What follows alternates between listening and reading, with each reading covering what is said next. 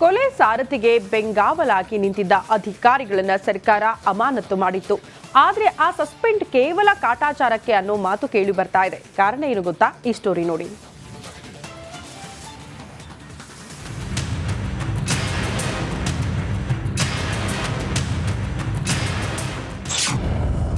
ಕಾಟಾಚಾರಕ್ಕೆ ಡಿ ಅಧಿಕಾರಿಗಳ suspend. Republic ಕನ್ನಡದಲ್ಲಿ ಎಕ್ಸ್ಕ್ಲೂಸಿವ್ ಸುದ್ದಿ.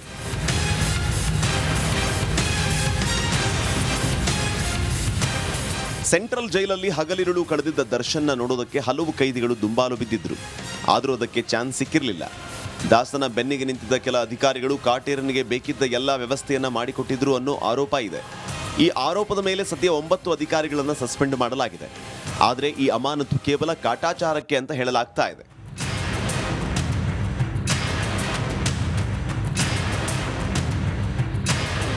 ಈವರೆಗೂ 9 ಅಧಿಕಾರಿಗಳನ್ನ ಗೃಹ ಇಲಾಖೆ ಅಮಾನತು ಮಾಡಿದೆ.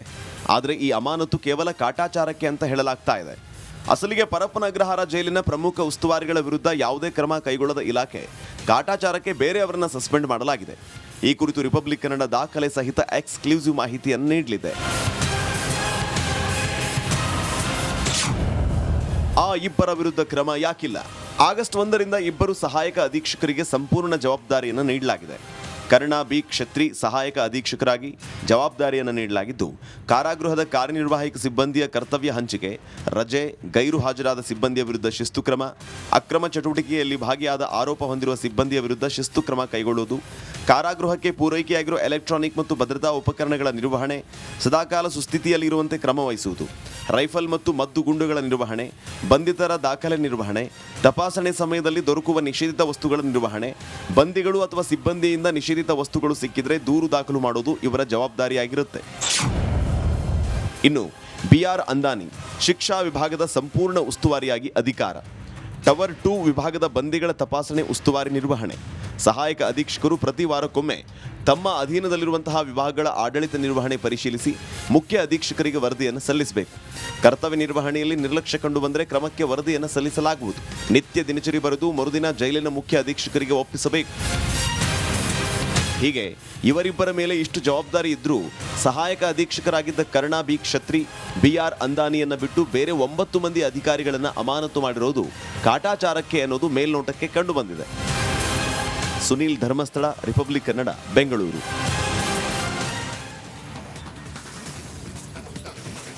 ಜೈಲು ಸೇರಿದ ಮೇಲೆ ದರ್ಶನ್ ಆರೋಗ್ಯ ಕೈಕೊಟ್ಟಿದೆ. ಅವರಿಗೆ ಮನೆ ಊಟ ಬೇಕು ಅಂತ ಒಂದಷ್ಟು ದಿನ ಫೈಟ್ ಮಾಡಿದ್ದಾಯಿತು, ಆದರೆ ನೆರವಾಗಲಿಲ್ಲ.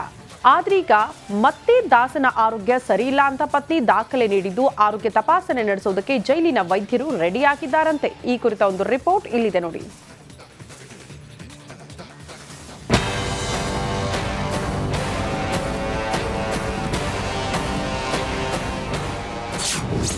ಇವತ್ತು ದರ್ಶನ್ಗೆ ಆರೋಗ್ಯ ತಪಾಸಣೆ, ಸರ್ಕಾರಿ ತಜ್ಞ ವೈದ್ಯರನ್ನ ಕರೆಸಿ ಚೆಕಪ್.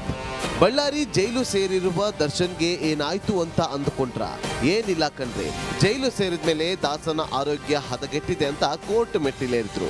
ಮನೆಯೂಟಕ್ಕೆ ಅವಕಾಶ ನೀಡಬೇಕೆಂದು ಮನವಿ ಮಾಡಿದ್ರು, ಆದ್ರೆ ಈಡೇರಲಿಲ್ಲ. ಅದಾದ ಬಳಿಕ ಬಳ್ಳಾರಿಗೆ ದಾಸ ಶಿಫ್ಟ್ ಆಗಿದ್ದು ಅವರ ಆರೋಗ್ಯದಲ್ಲಿ ಹಲವು ಬದಲಾವಣೆ ಆಗಿದೆಯಂತೆ. ಈ ಬಗ್ಗೆ ದರ್ಶನ್ ಪತ್ನಿ ಒಂದಿಷ್ಟು ದಾಖಲೆಗಳನ್ನು ಜೈಲು ಅಧಿಕಾರಿಗಳ ಕೈಗೆ ನೀಡಿದ್ದಾರೆ.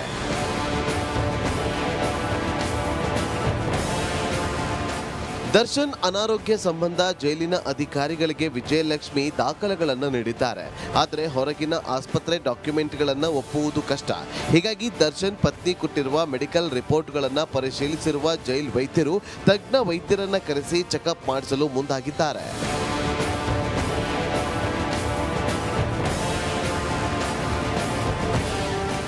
ದರ್ಶನ್ಗೆ ಮೆಡಿಕಲ್ ಚೆಕಪ್ ನಡೆಸಿದ ಬಳಿಕ ದರ್ಶನ್ಗೆ ಸರ್ಜಿಕಲ್ ಚೇರ್ ಕೊಡಬೇಕು ಬೇಡವೋ ಅನ್ನುವ ಬಗ್ಗೆ ತೀರ್ಮಾನ ತೆಗೆದುಕೊಳ್ಳಲಾಗುತ್ತೆ. ಒಂದು ವೇಳೆ ಸರ್ಜಿಕಲ್ ಚೇರ್ ಕೊಡಬೇಕು ಅಂದ್ರೆ ದರ್ಶನ್ ಸಂಬಂಧಿಗಳು ಹೊರಗೆ ಪರ್ಚೇಸ್ ಮಾಡಿ ಜೈಲ್ಗೆ ಒಪ್ಪಿಸಬೇಕು. ಬಳಿಕ ಸಿಬ್ಬಂದಿ ಆ ಚೇರ್ ಅನ್ನ ದರ್ಶನ್ ಇರುವ ಸೆಲ್ಗೆ ಕೊಡಲಿದ್ದಾರೆ. ಜೈಲಿನ ಕೈದಿಗಳಿಗೆ ಸಿಹಿ ಸುದ್ದಿ ಕೊಟ್ಟ ದರ್ಶನ್. ಇನ್ನು ಬಳ್ಳಾರಿ ಜೈಲಿನಲ್ಲಿರುವ ದರ್ಶನ್ ನೋಡೋದಕ್ಕೆ ಬೇರೆ ಸೆಲ್ನಲ್ಲಿರುವಂತಹ ಕೈದಿಗಳು ದುಂಬಾಲು ಬಿದ್ದಿದ್ದಾರಂತೆ. ದರ್ಶನ್ ಊಟ ಮಾಡಿದ್ರ, ದರ್ಶನ್ ಆರಾಮಾಗಿದ್ದಾರಾ ಸರ್, ಒಂದು ಸಾರಿ ನೋಡಬೇಕು ಅಂತ ಅಧಿಕಾರಿಗಳ ಬಳಿ ಕೇಳ್ಕೊಳ್ತಿದ್ದಾರಂತೆ. ಇದಕ್ಕೆ ಆಯ್ತು ಚಿನ್ನ, ಮನೆಗೆ ಹೋಗುವಾಗ ನೋಡೋಣ ಅಂದಿದ್ದಾರಂತೆ. ರೇಣುಕಾರಾಧ್ಯ, ರಿಪಬ್ಲಿಕ್ ಕನ್ನಡ, ಬಳ್ಳಾರಿ.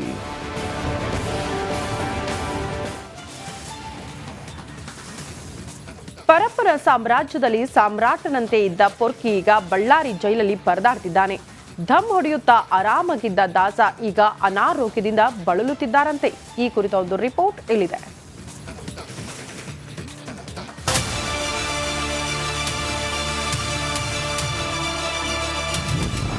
ಮೈಕೈ ನೋವು, ಯಾರಿಗೆ ಹೇಳೋಣ ನನ್ನ ಪ್ರಾಬ್ಲಮ್. ಬಳ್ಳಾರಿ ಸೆಂಟ್ರಲ್ ಜೈಲಿನಲ್ಲಿ ಕಾಟೇರ ಗೋಳಾಟ. ರೇಣುಕಾಸ್ವಾಮಿ ಕೊಲೆ ಪ್ರಕರಣದ A2 ಆರೋಪಿ ದರ್ಶನ್ಗೆ ಪರಪ್ಪನ ಅಗ್ರಹಾರದಲ್ಲಿ ಸಿಕ್ಕ ರಾಜಾತಿಥ್ಯ ಏನಂತೀರ? ಮೆತ್ತನೆಯ ಹಾಸಿಗೆ, ಸಿಗರೇಟ್, ಐಷಾರಾಮಿ ಜೀವನ.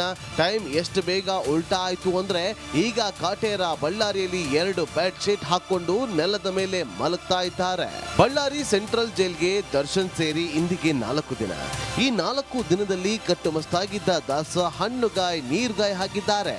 ನೆಲದ ಮೇಲೆ ಮಲಗುತ್ತಿರುವ ಕಾರಣ ದರ್ಶನ್ಗೆ ಬೆನ್ನು ನೋವು ಶುರುವಾಗಿದ್ಯಂತೆ. ಕೈ ನೋವು ಸೇರಿದಂತೆ ಮೋಷನ್ ಪ್ರಾಬ್ಲಮ್ ಶುರುವಾಗಿದ್ಯಂತೆ. ಈ ಬಗ್ಗೆ ಕಾರಾಗೃಹಗಳ DIG ಶೇಷ ಬಳಿಯೂ ಕೂಡ ದರ್ಶನ್ ತಮ್ಮ ಅಳಲನ್ನ ತೋಡಿಕೊಂಡಿದ್ದಾರೆ. ಬ್ಯಾಕ್ ಪೇನ್ ಏನೋ ಇದೆಯಂತೆ. ನಮ್ಮದು ಅಲ್ಲಿರೋದು Indian toilet, actually Indian toilet ಇದೆ. ಕುಂದ್ಕೊಳ್ಳಿಕ್ಕಾಗಲ್ಲ, ನನಗೆ ಮೋಷನ್ ಮಾಡಲಿಕ್ಕಾಗಲ್ಲ, ಹೆಲ್ತ್ ಇಶ್ಯೂ ಇದೆ. ನನಗೆ ಅಟ್ಲೀಸ್ಟ್ ನನಗೆ ಸರ್ಜಿಕಲ್ ಚೇರ್ ಕೊಡಿಸಿ ನನಗೆ ಅಂತ ರಿಕ್ವೆಸ್ಟ್ ಮಾಡಿದ್ದಾರೆ. ನೋಡೋಣ, ಕನ್ಸಿಡರ್ ಮಾಡ್ತೀವಿ. ಫಸ್ಟ್ ಮೆಡಿಕಲ್ ರೆಕಾರ್ಡ್ ನಾನು ವೆರಿಫೈ ಮಾಡಬೇಕಾಗತ್ತೆ. ಇನ್ನು ದರ್ಶನ್ ಅನಾರೋಗ್ಯದ ಬಗ್ಗೆ ಮೆಡಿಕಲ್ ಡಾಕ್ಯುಮೆಂಟ್ ಕೊಟ್ಟರೆ ಪರಿಶೀಲನೆ ಮಾಡಿ ವೆಸ್ಟರ್ನ್ ಕಮೋಡ್ ಕೊಡೋಕೆ ಆಗೋದಿಲ್ಲ, ಸರ್ಜಿಕಲ್ ಚೇರ್ ನೀಡುವ ಬಗ್ಗೆ ಯೋಚನೆ ಮಾಡ್ತೀವಿ ಎಂದಿದ್ರು DIG ಶೇಷ. ಹೀಗಾಗಿ ನಿನ್ನೆ ದರ್ಶನ್ ಪತ್ನಿ ವಿಜಯಲಕ್ಷ್ಮಿ ಜೈಲಿಗೆ ಬಂದಾಗ ದರ್ಶನ್ ಅನಾರೋಗ್ಯದ ಬಗ್ಗೆ ಮೆಡಿಕಲ್ ಡಾಕ್ಯುಮೆಂಟ್ ಕೊಟ್ಟು ಹೋಗಿದ್ರು. ಹೀಗಾಗಿ ಇವತ್ತು ಸೆಂಟ್ರಲ್ ಜೈಲ್ ವೈದ್ಯರು ಪರಿಶೀಲನೆ ನಡೆಸಿದ್ದಾರೆ. ಅಲ್ಲದೆ ನಾಳೆ ಕಾಯಿಲೆಗೆ ಸಂಬಂಧಪಟ್ಟಂತೆ ತಜ್ಞ ವೈದ್ಯರನ್ನ ಕರೆಸಿ ಪರೀಕ್ಷೆ ನಡೆಸಿದ ಬಳಿಕ DIG ಶೇಷ ಅವರಿಗೆ ವರದಿ ಸಲ್ಲಿಕೆ ಆಗಲಿದೆ.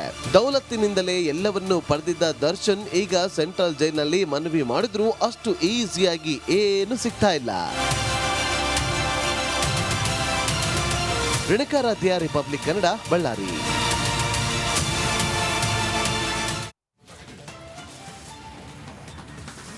ಬೆಂಗಳೂರು ಜೈಲಲ್ಲಿ ಭೂಪತಿ ಬಿಂದಾಸ್ ಆಗಿದ್ದ, ಆದರೆ ಬಳ್ಳಾರಿಯಲ್ಲಿ ಭೂಪತಿ ಬೆವರಿ ಹೋಗಿದ್ದಾನೆ. ಗಡಿನಾಡಿನ ಬಿಸಿಲಿಗೆ ಥಂಡ ಹೊಡೆದಿದ್ದಾನೆ. ಈ ಕುರಿತ ಒಂದು ರಿಪೋರ್ಟ್ ಇಲ್ಲಿದೆ ನೋಡಿ.